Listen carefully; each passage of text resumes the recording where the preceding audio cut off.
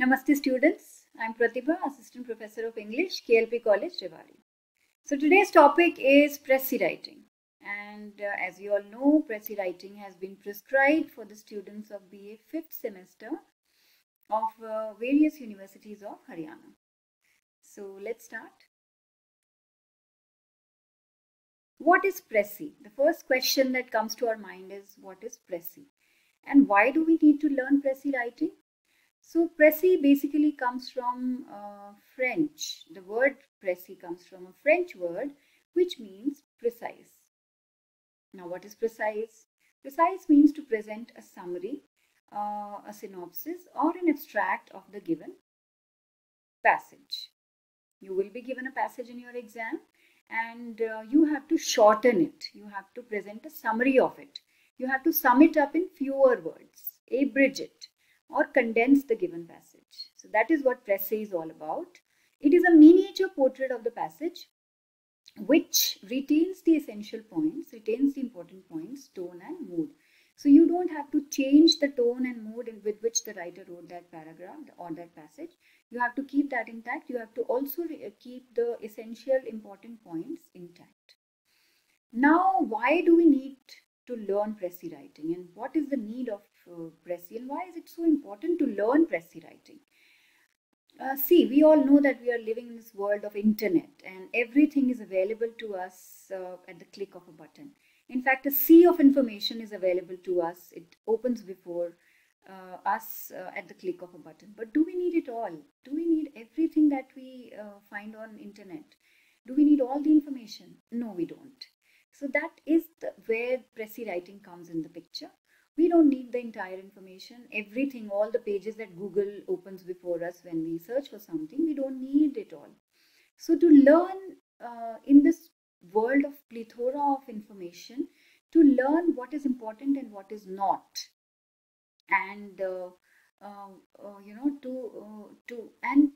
learn what do we do with the information that we don't need, and what do we do with the one the essential information that we need. So basically to sift the important information from the non-important or the non-essential one, to separate these two. What is important, keeping that for us, keeping that aside to be used, and what is not important, just doing away with it. This is what PRECIS writing teaches us. So we need to learn what is important, amidst that sea of information that is that is open before us, that is there for us, that plethora of information, that abundance of information that is available for us. We need to learn what is important in that and what is not. And what do we do with what is not important? We just do away with it. We just remove it. We don't use it. So that is what PRECIS teaches us. Now, what are the important points that you need to know, and how do you shorten the length? So the important points are that ideal length of a PRECIS is 1/3 of the given passage. So whatever passage is given to you, you have to calculate its length in your mind. Roughly, you have to understand that I have to reduce this length to 1/3 of,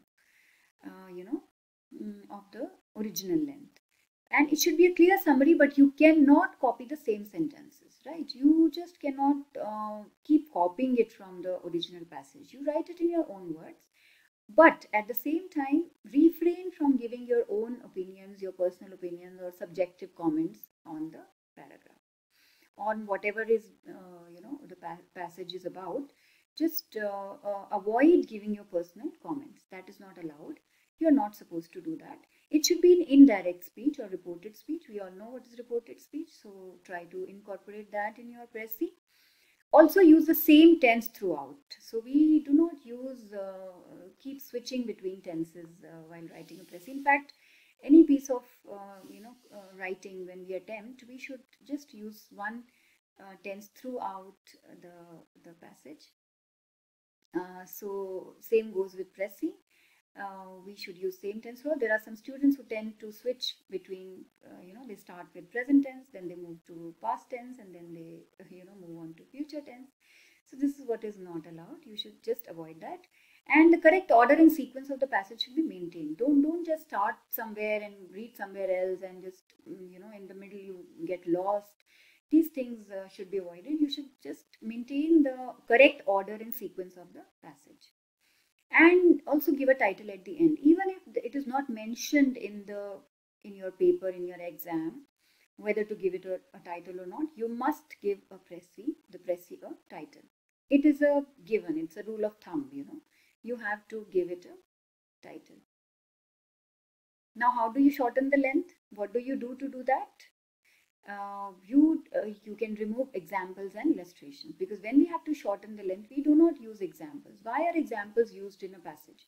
Because the writer wants to substantiate his opinion, his ideas, by giving examples, illustrations.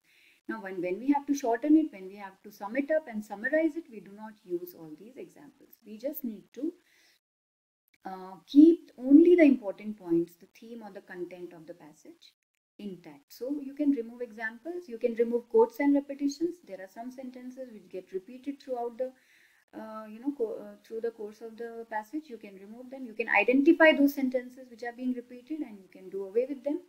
Do not insert any questions or any rhetorical question. This is not considered to be a very good practice while attempting a PRECIS. You can also use one word substitution, and by one word substitution we mean we use one word for many words.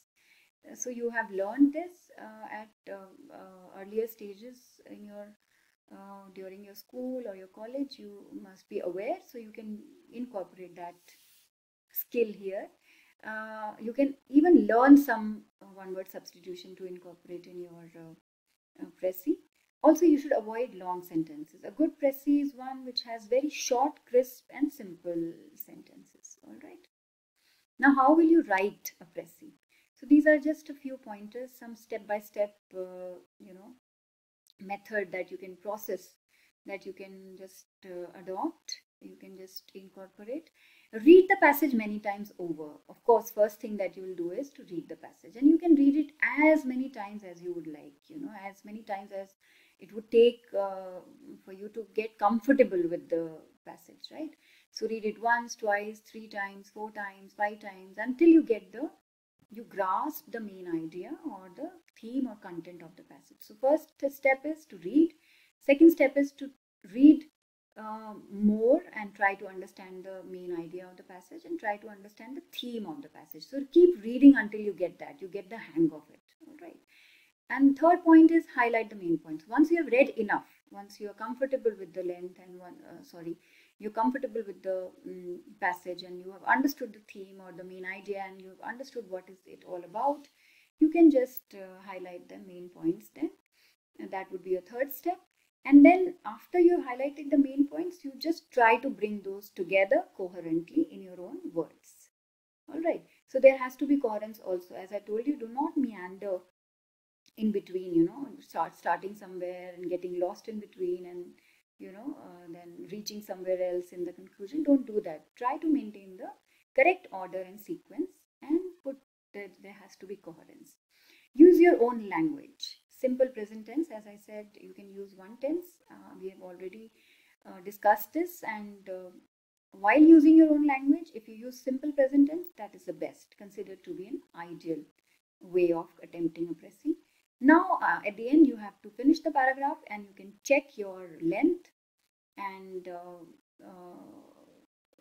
it should be 1/3 of the original text, as I've already told you, and at the end, give it a title. That should be the end of your PRECIS writing. I hope you've got some idea about PRECIS writing with this video. All the best. Thank you.